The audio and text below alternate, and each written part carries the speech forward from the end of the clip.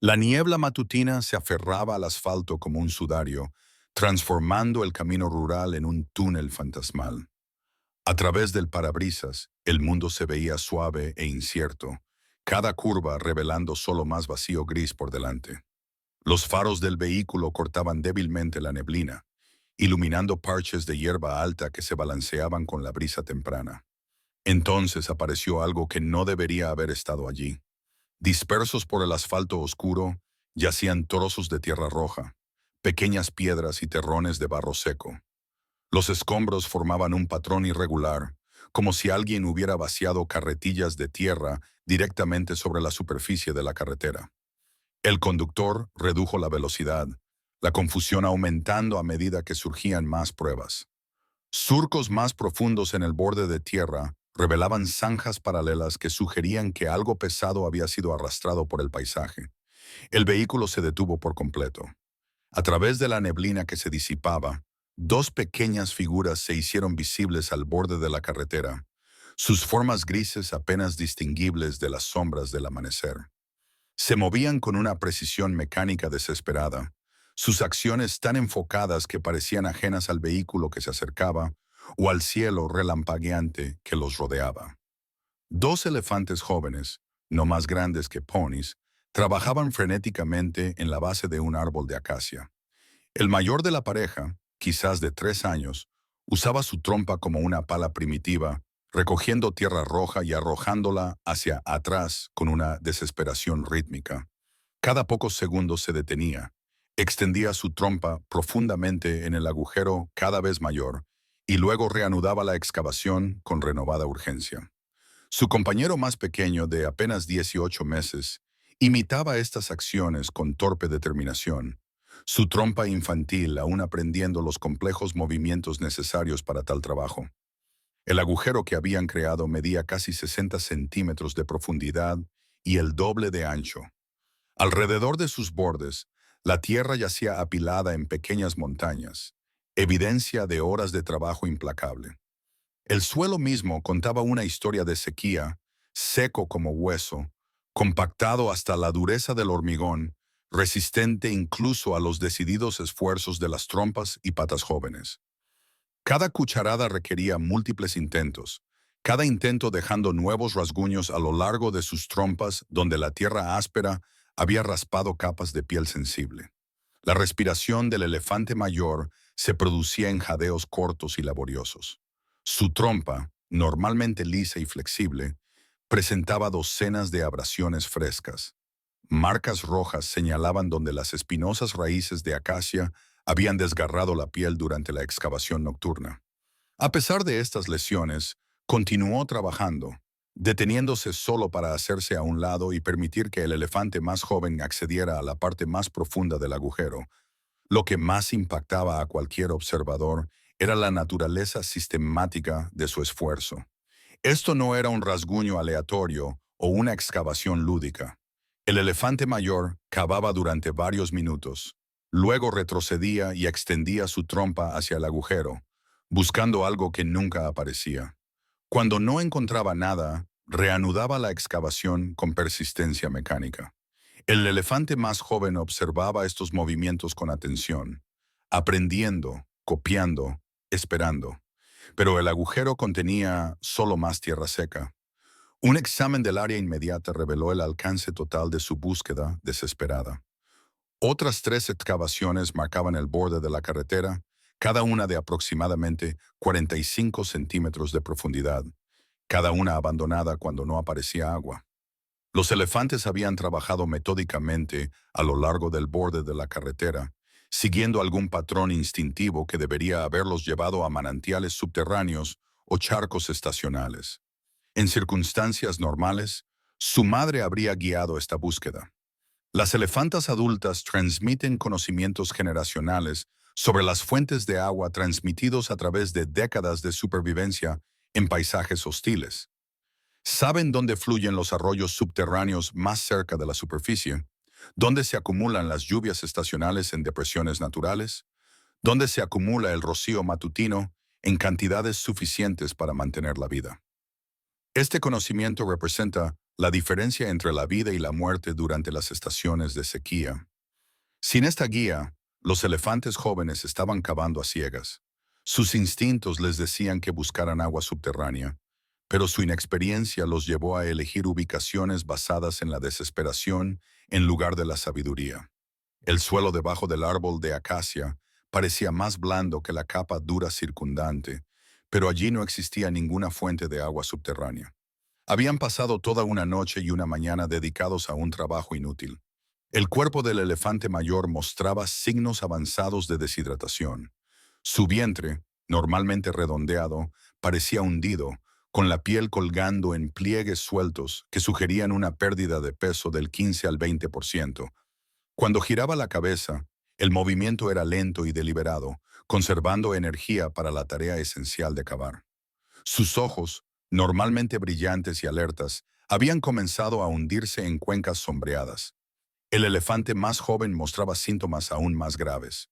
Sus orejas colgaban inmóviles contra su cabeza, careciendo de la energía para el constante movimiento de abanico que normalmente ayudaba a regular la temperatura corporal. Cuando intentaba igualar el ritmo de excavación de su compañero, sus movimientos se volvían descoordinados. Su pequeña trompa ocasionalmente no alcanzaba el suelo por completo mientras la fatiga nublaba su juicio. Sin embargo, continuaron cavando. La relación entre los dos animales hablaba de algo más allá de la simple compañía. Cuando el elefante mayor encontraba un parche de tierra ligeramente más blando, cavaba allí brevemente, luego se hacía a un lado y guiaba al más joven al mismo lugar. Cuando el elefante más pequeño se debilitaba demasiado para continuar, el mayor lo apartaba suavemente del agujero, animándolo a descansar mientras continuaba el trabajo solo. Su supervivencia dependía por completo de encontrar agua en las próximas horas. Los elefantes adultos pueden sobrevivir varios días sin agua, pero los jóvenes de esta edad requieren una hidratación regular para mantener la función de sus órganos. El elefante más pequeño en particular mostraba signos de que los sistemas críticos estaban comenzando a cerrarse. Los movimientos de su trompa se habían vuelto lentos y ocasionalmente se balanceaba mientras estaba de pie, lo que sugería que su cerebro ya no recibía un flujo sanguíneo adecuado.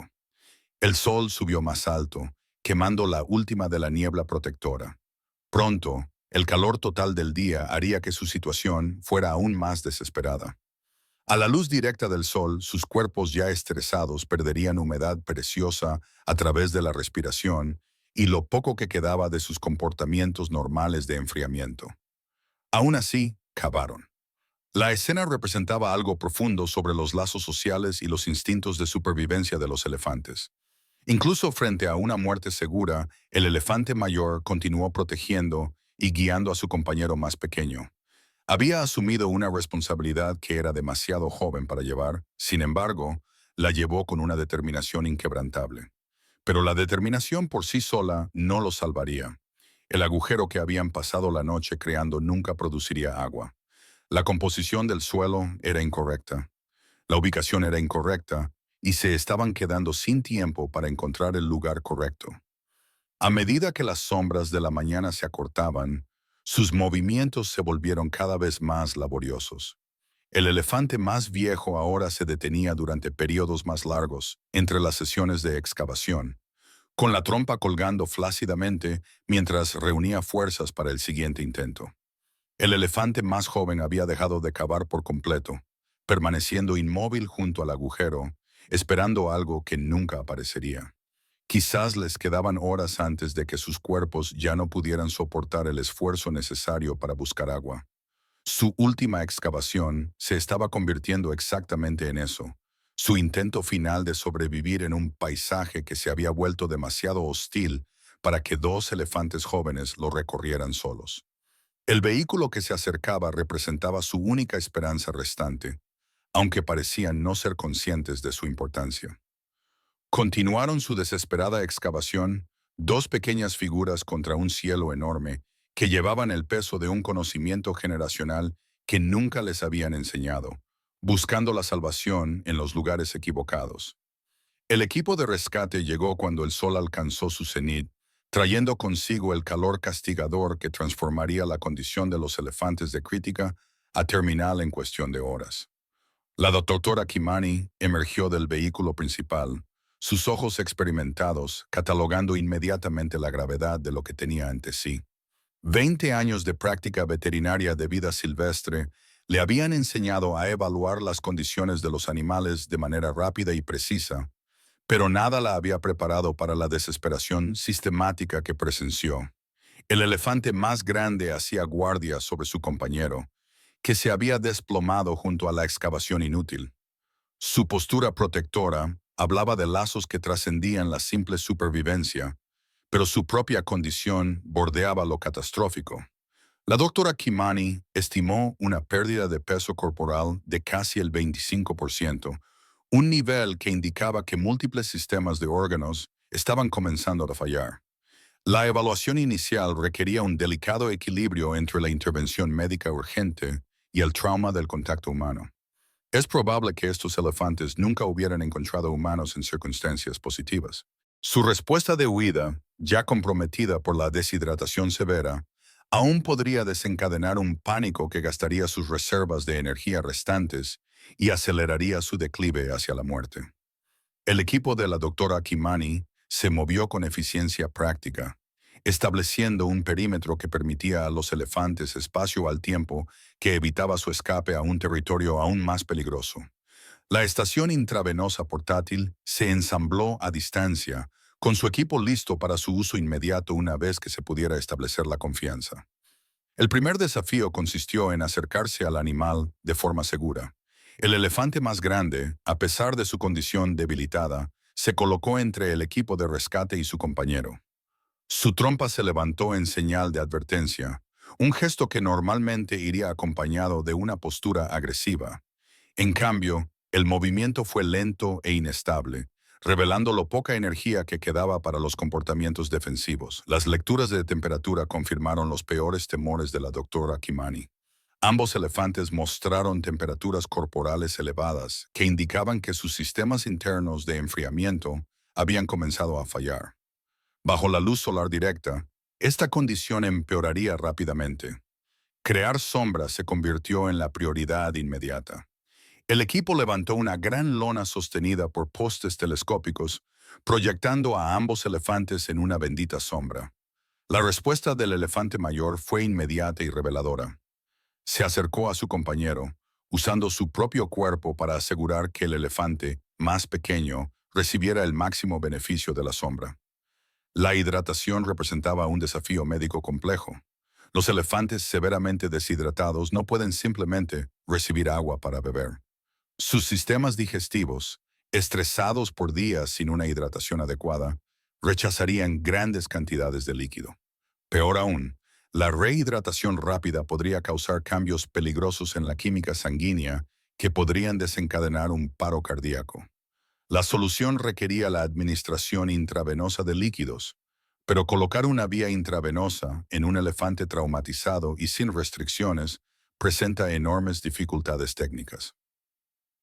El enfoque del equipo se basó en la observación paciente y el acondicionamiento gradual.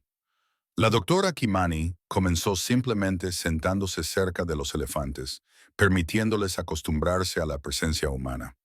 Hablaba en tonos bajos y constantes, no para comunicar un significado específico, sino para establecer un patrón de sonido no amenazante, consistente. Sus movimientos permanecieron lentos y predecibles, nunca acercándose directamente, sino permitiendo que los elefantes eligieran su nivel de participación. El avance se produjo cuando el elefante más grande, impulsado por una sed desesperada, se acercó a los recipientes de agua que el equipo había colocado al alcance. Sus primeros intentos de beber fueron vacilantes, su trompa probando la temperatura y la calidad del agua antes de tomar pequeñas cantidades.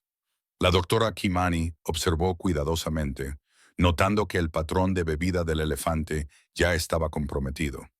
En lugar de las profundas succiones sostenidas que caracterizan la hidratación normal de los elefantes, tomaba pequeños sorbos frecuentes que sugerían una conciencia interna de sus limitaciones digestivas.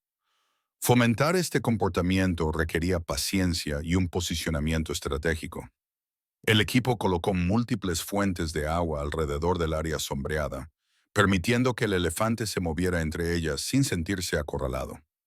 Cada interacción exitosa construyó confianza al tiempo que proporcionó una hidratación esencial, aunque insuficiente. El elefante más pequeño presentó un desafío más complejo. Su condición se había deteriorado hasta el punto en que mostraba poco interés en el agua, incluso cuando su compañero demostraba que era seguro beberla.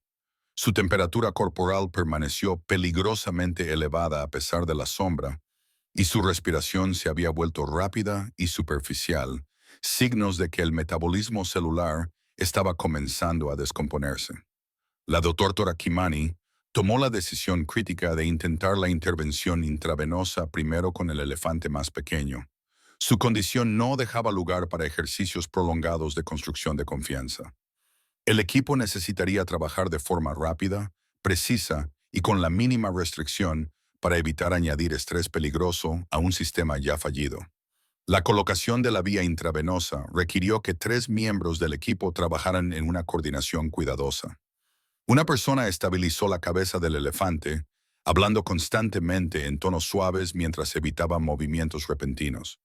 El segundo miembro del equipo localizó la vena apropiada en la oreja del elefante, uno de los pocos lugares donde el acceso intravenoso es posible sin anestesia completa.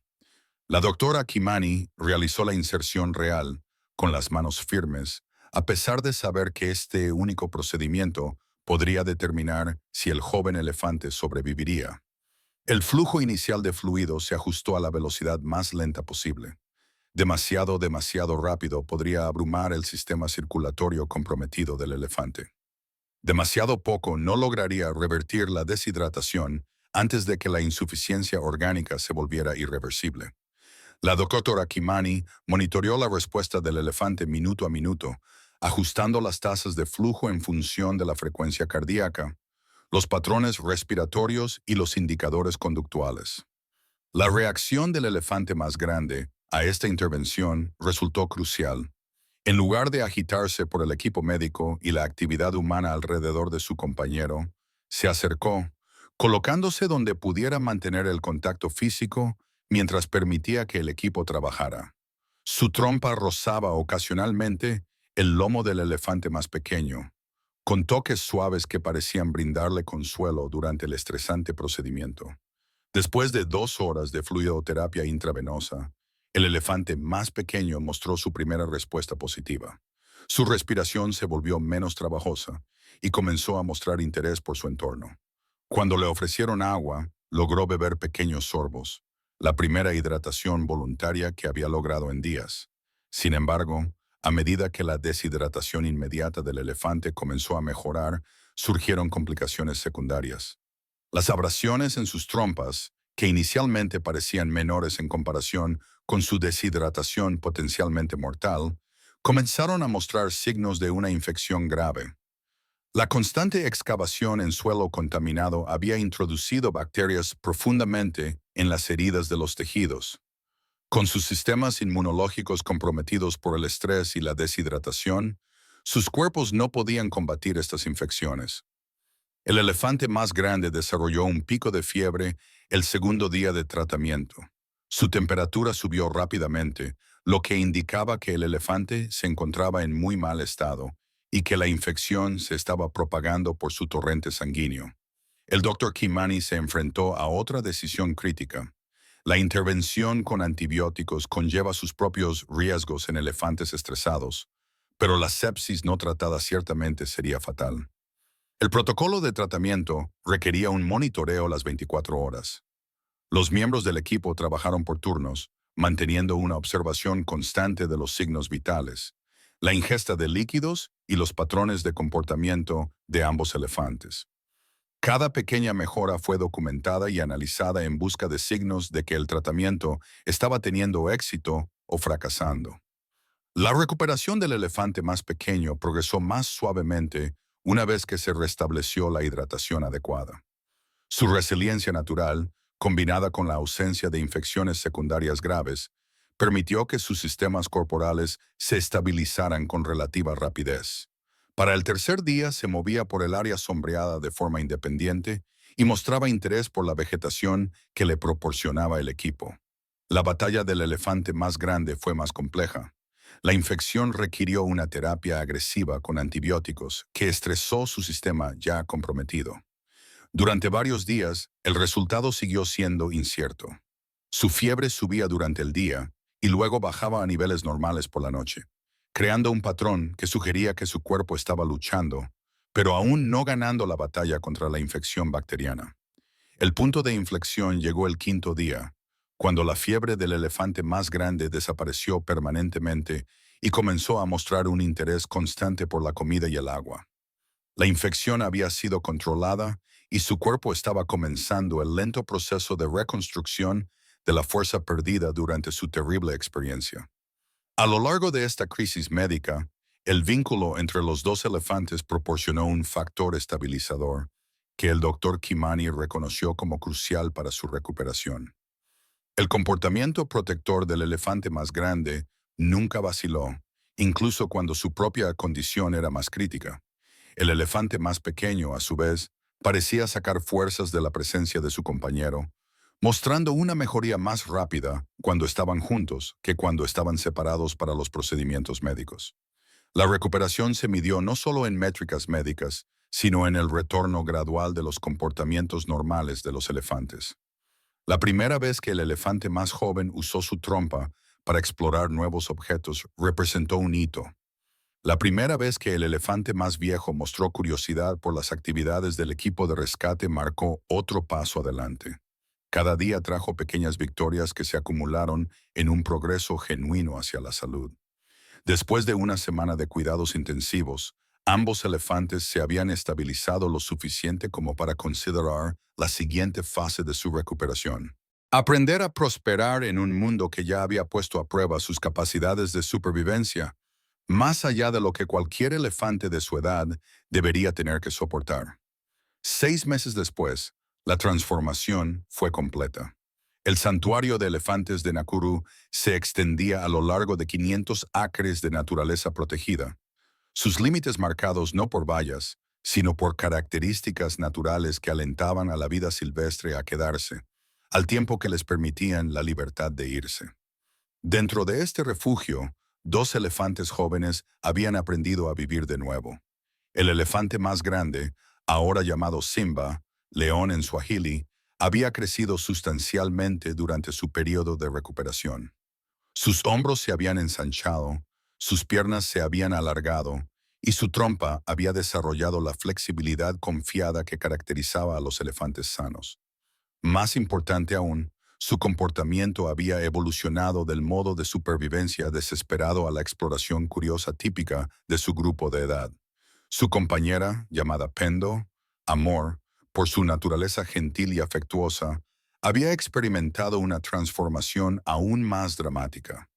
La frágil cría, apenas viva, que se había derrumbado junto a esa excavación, al borde de la carretera, se había convertido en un elefante joven, juguetón y enérgico, cuya alegría en las actividades simples recordaba a los observadores por qué la conservación de los elefantes valía cada esfuerzo invertido.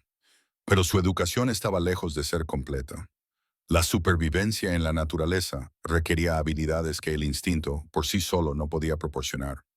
El programa de rehabilitación del santuario se centró en enseñar a los elefantes huérfanos el conocimiento complejo que normalmente se transmite de generación en generación a través de la guía matriarcal. La ubicación del agua representaba la más crítica de estas habilidades. En la naturaleza, las manadas de elefantes siguen rutas establecidas durante siglos, moviéndose entre las fuentes de agua de acuerdo con los patrones estacionales que aseguran la supervivencia durante las sequías. Los elefantes individuales aprenden estas rutas siguiendo a sus madres y tías, absorbiendo conocimientos geográficos que abarcan cientos de kilómetros cuadrados. Simba y Pendo se habían perdido este periodo crucial de aprendizaje. Su desesperada excavación al borde de la carretera había demostrado su comprensión de que el agua se podía encontrar bajo tierra, pero carecían del conocimiento práctico necesario para identificar lugares prometedores. El programa de entrenamiento del santuario fue diseñado para llenar este vacío. La lección comenzó al amanecer. Cuando la temperatura era fresca, y los elefantes estaban más alerta. El doctor Torquemani había diseñado un área de entrenamiento que imitaba las condiciones naturales al tiempo que proporcionaba oportunidades de aprendizaje controladas. Varios sitios alrededor del santuario contenían fuentes de agua enterradas a diferentes profundidades, algunas accesibles mediante excavación, otras que requerían diferentes estrategias. Simba y Pendo fueron introducidos a esta área junto con dos elefantes mayores que habían completado un entrenamiento similar.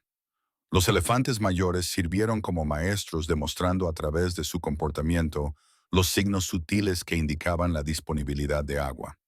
Se acercaban a los posibles sitios de excavación con cuidadosa deliberación, usando sus trompas para probar la composición del suelo, el contenido de humedad y los marcadores de olor que podrían indicar agua subterránea.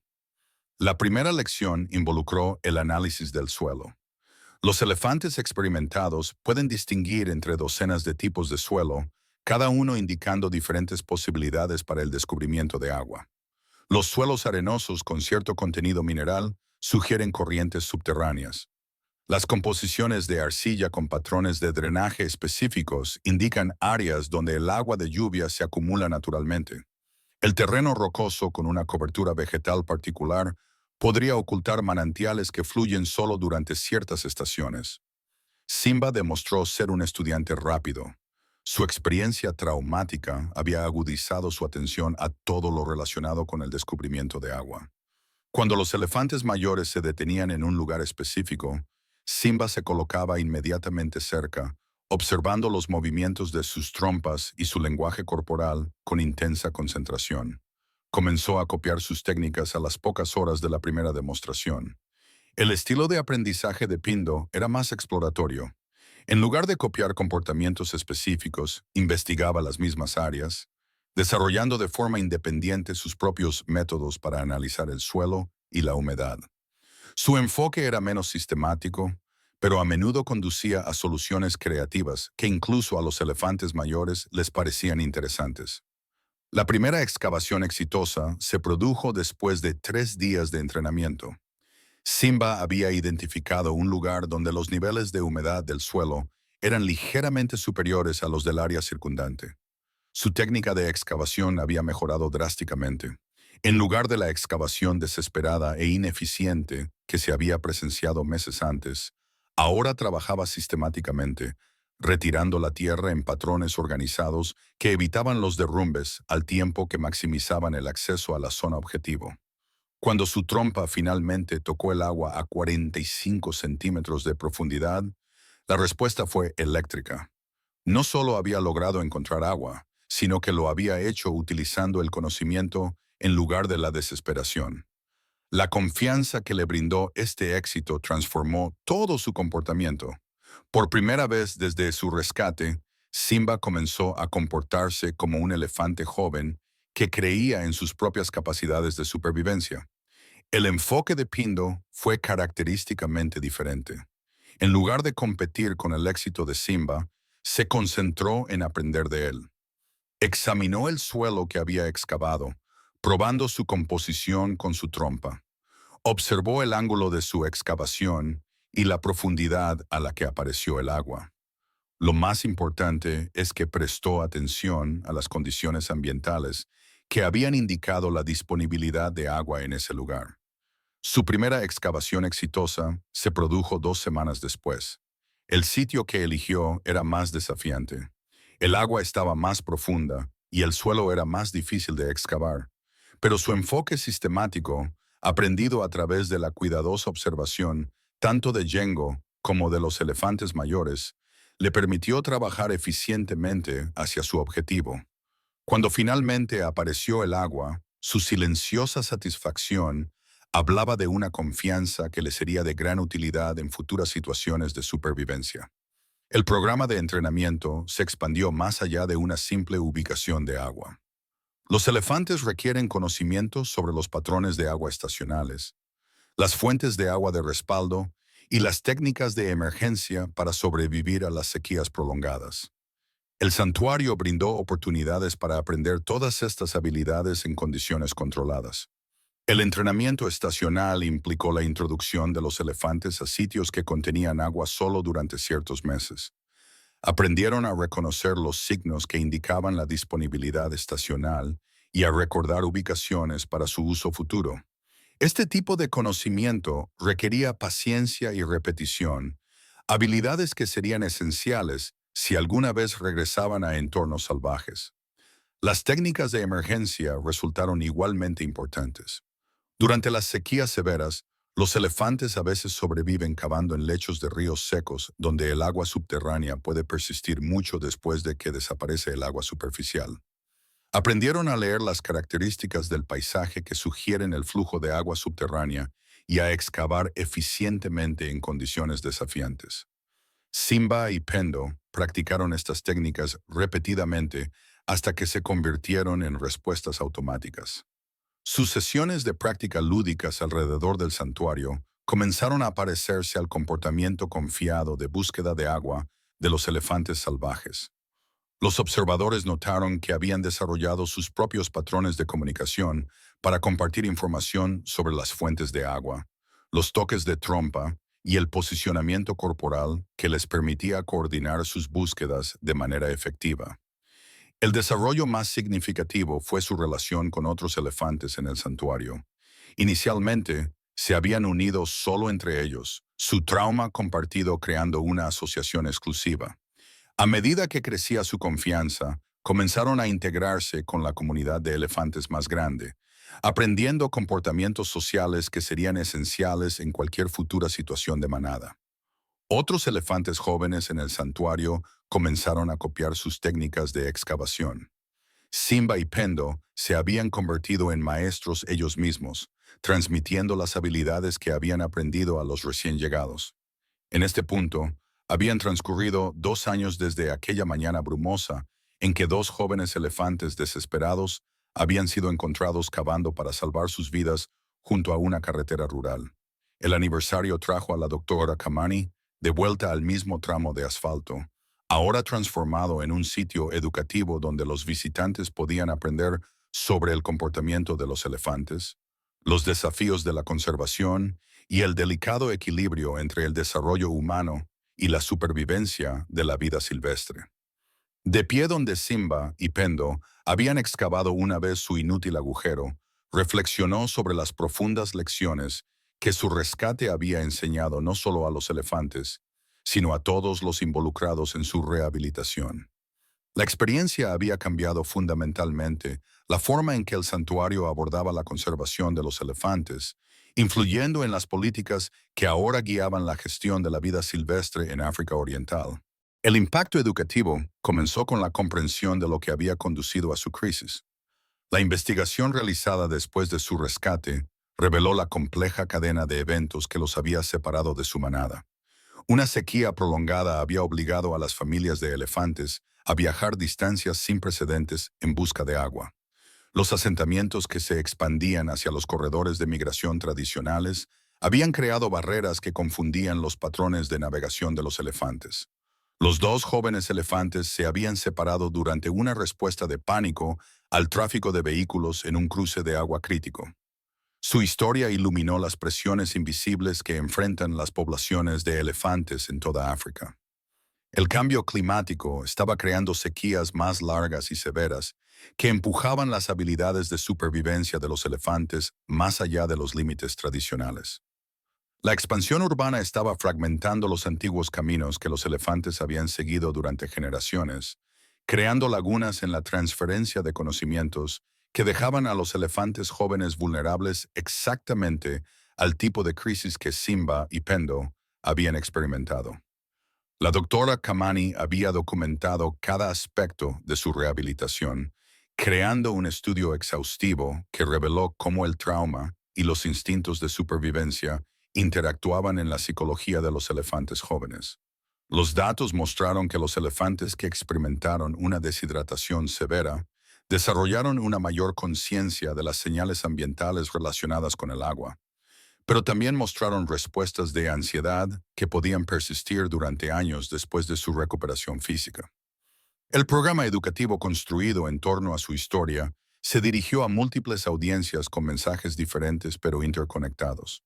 Para las comunidades locales, el enfoque se centró en la comprensión del comportamiento de los elefantes durante las condiciones de sequía y en el desarrollo de protocolos de respuesta que pudieran prevenir separaciones similares. Los agricultores aprendieron a reconocer las señales de angustia de los elefantes y a contactar a las autoridades de vida silvestre en lugar de intentar ahuyentar a los elefantes de las áreas agrícolas. Los niños que visitaban el santuario recibían lecciones apropiadas para su edad sobre la adaptación animal, las estrategias de supervivencia y la importancia de la conservación del hábitat. Simba y Pindo, ahora seguros y saludables, servían como embajadores vivientes de su especie. Su interacción cómoda con los humanos permitió la observación cercana de la inteligencia, el comportamiento social y las habilidades de resolución de problemas de los elefantes, que la mayoría de la gente nunca tuvo la oportunidad de presenciar. La comunidad científica obtuvo valiosos conocimientos sobre la cognición y la capacidad de aprendizaje de los elefantes.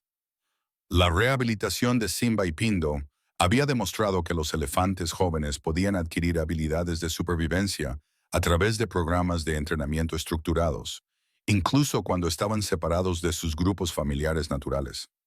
Este descubrimiento influyó en las estrategias de conservación para los elefantes huérfanos en toda África, demostrando que la rehabilitación era posible incluso en casos graves de trauma y abandono. Quizás lo más importante es que su historia desafió las suposiciones comunes sobre la inteligencia animal y la capacidad emocional. El vínculo entre Simba y Pindo, que los había sostenido durante su crisis y continuó anclando su recuperación, proporcionó evidencia convincente de la complejidad emocional de los elefantes. Su capacidad para aprender, adaptarse y enseñar a otros elefantes demostró habilidades cognitivas que exigían respeto e informaban los enfoques de conservación. Las habilidades de búsqueda de agua que habían dominado se convirtieron en la base de un programa educativo innovador. Los visitantes podían observar su enfoque sistemático para localizar fuentes de agua subterráneas, aprendiendo a reconocer los indicadores ambientales que los elefantes utilizan para identificar sitios de excavación prometedores. Demostró ser valioso no solo para comprender el comportamiento de los elefantes, sino también para las comunidades que enfrentan desafíos de escasez de agua. El conocimiento ecológico tradicional, combinado con la experiencia de los elefantes, ofreció soluciones a los problemas de seguridad hídrica humana. El santuario desarrolló asociaciones con comunidades rurales, enseñando técnicas de localización de agua que los elefantes habían perfeccionado durante millones de años de evolución. Estos programas crearon asociaciones positivas entre la presencia de elefantes y el beneficio humano, construyendo apoyo para las iniciativas de conservación. Las implicaciones más amplias se extendieron a las discusiones políticas sobre el uso de la tierra, los corredores de vida silvestre y las estrategias de adaptación climática. El rescate de Simba y Pindo había costado miles de dólares y requirió una intervención veterinaria intensiva que destacó las consecuencias económicas de la fragmentación del hábitat. La prevención a través de la preservación de corredores y la educación comunitaria demostró ser mucho más rentable que las operaciones de rescate de vida silvestre de emergencia. Su rehabilitación también demostró la interconexión del bienestar humano y de la vida silvestre. Las mismas condiciones de sequía que habían amenazado a los elefantes habían creado problemas de escasez de agua para las comunidades rurales. Los mismos conflictos por el uso de la tierra que habían interrumpido los patrones de migración de los elefantes estaban creando tensión entre los objetivos de conservación y el desarrollo agrícola. Las soluciones requerían enfoques integrados que abordaran las necesidades tanto humanas como de la vida silvestre simultáneamente. Los programas educativos del santuario evolucionaron para abordar estas complejas relaciones. Los visitantes aprendieron sobre prácticas agrícolas sostenibles que acomodaban el movimiento de la vida silvestre, técnicas de conservación del agua que beneficiaban tanto a los humanos como a los animales, y estrategias de desarrollo económico que creaban incentivos para la conservación en lugar de la destrucción del hábitat. Los visitantes internacionales llevaron estas lecciones de regreso a sus países de origen, donde la conservación de los elefantes podría parecer una preocupación distante. Aprendieron cómo las decisiones de los consumidores, particularmente con respecto a los productos agrícolas y los bienes manufacturados, podrían influir en las decisiones sobre el uso de la tierra en las regiones de hábitat de los elefantes. El mercado global conectó decisiones de compra aparentemente no relacionadas con las perspectivas de supervivencia de elefantes individuales como Simba y Pindo. La historia también destacó la importancia crítica de las capacidades de respuesta rápida en la conservación de la vida silvestre. Las horas entre el descubrimiento y la intervención profesional habían marcado la diferencia entre una rehabilitación exitosa y una muerte segura. Esta comprensión llevó al desarrollo de redes de respuesta a la vida silvestre basadas en la comunidad, capacitando a los residentes locales para reconocer situaciones de emergencia y coordinarse con equipos de rescate profesionales. La tecnología desempeñó un papel cada vez más importante en estos esfuerzos. Las redes de comunicación móvil permitieron la notificación rápida de emergencias de vida silvestre. Los sistemas de rastreo GPS ayudaron a identificar ubicaciones óptimas para fuentes de agua durante condiciones de sequía. Las plataformas de redes sociales permitieron la coordinación rápida de los esfuerzos de rescate y la educación pública sobre los desafíos de la conservación. Mientras la doctora Kamani observaba a un nuevo grupo de escolares observar la demostración de Simba y Pindo de técnicas de localización de agua, reconoció que su impacto educativo se extendería mucho más allá de su historia individual. Estos niños crecerían comprendiendo la inteligencia y el comportamiento de los elefantes de maneras que las generaciones anteriores nunca pudieron. Sus perspectivas informadas influirían en futuras decisiones políticas, inversiones en conservación y actitudes comunitarias hacia la vida silvestre. Los elefantes mismos parecían comprender su papel educativo. Simba había desarrollado un talento particular para interactuar con los visitantes, demostrando sus técnicas de excavación con una precisión deliberada que sugería conciencia de su audiencia. Las interacciones suaves de Pindo con niños nerviosos la habían convertido en una embajadora ideal para construir asociaciones positivas con los encuentros con elefantes. Su vínculo continuo proporcionó lecciones continuas sobre el comportamiento social de los elefantes. Los investigadores documentaron sus patrones de comunicación, estrategias cooperativas de resolución de problemas y comportamientos de apoyo mutuo que ofrecieron información sobre la dinámica familiar de los elefantes. Estas observaciones informaron de las prácticas de manejo de elefantes en cautiverio y las estrategias de conservación de elefantes salvajes. La sostenibilidad de su impacto educativo dependía del apoyo continuo para los programas del santuario y las iniciativas de conservación más amplias que representaban. Los desafíos de financiamiento siguieron siendo constantes, requiriendo enfoques creativos para demostrar el valor económico de la educación para la conservación. El santuario desarrolló asociaciones con instituciones educativas, operadores turísticos y organizaciones internacionales de conservación para asegurar la viabilidad a largo plazo. Mientras el sol se ponía sobre el santuario, proyectando largas sombras a través de los árboles de acacia, donde Simba y Pindo ahora buscaban comida pacíficamente, la doctora Kamani reflexionó sobre los efectos dominó de su rescate. Lo que había comenzado como una respuesta de emergencia a dos elefantes moribundos se había convertido en un programa educativo integral que influyó en el pensamiento de conservación en múltiples continentes. Su historia seguiría enseñando a las futuras generaciones sobre la resiliencia, la adaptación y las profundas conexiones entre las decisiones humanas y la supervivencia de la fauna. Al aprender a prosperar de nuevo después de su desesperada crisis, Simba y Pendo se habían convertido en maestros, embajadores y símbolos de esperanza para la conservación de los elefantes en todo el mundo. La sabiduría del agua que habían adquirido a través de su terrible experiencia, el conocimiento de dónde cavar, cómo persistir y por qué la supervivencia requería tanto determinación individual como apoyo comunitario, se había convertido en una metáfora de la conservación en sí misma. Al igual que el agua en el paisaje azotado por la sequía, el éxito de la conservación requería saber dónde centrar los esfuerzos, cómo persistir a pesar de los contratiempos y por qué la colaboración entre los humanos y la fauna ofrecía la mejor esperanza para la supervivencia a largo plazo. Su demostración diaria de estos principios seguía inspirando a todos los que la presenciaban, transformando un trágico comienzo en una historia continua de educación, esperanza y el vínculo duradero entre dos elefantes que habían aprendido que la supervivencia no se trataba solo de encontrar agua, sino de no renunciar nunca a la búsqueda de la vida misma.